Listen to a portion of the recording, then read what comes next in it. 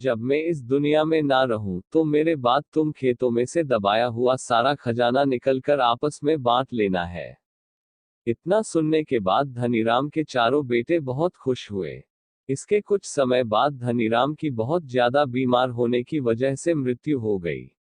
धनीराम की मृत्यु के कुछ दिन बाद उसके चारों बेटे खेत में दबे हुए खजाने को खोदने के लिए निकल गए।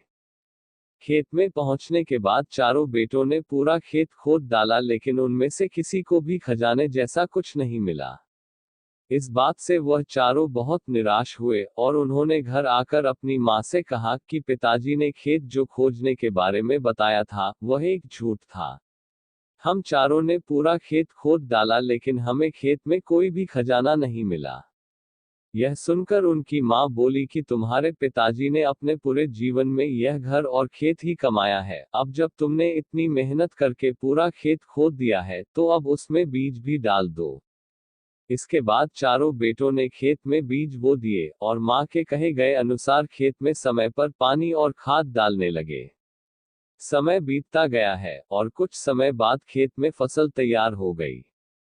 फसल काटने के बाद चारों बेटों ने फसल को बाजार में बेचा और उससे जो भी पैसे मिले उससे उन्हें बहुत खुशी मिली।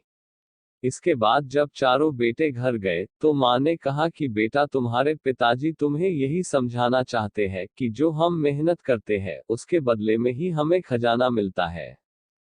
Moral of the story. इस कहानी से हमें यह सीख मिलती है, अगर हमें अपने जीवन में सफल होना है तो हमें मेहनत करनी चाहिए।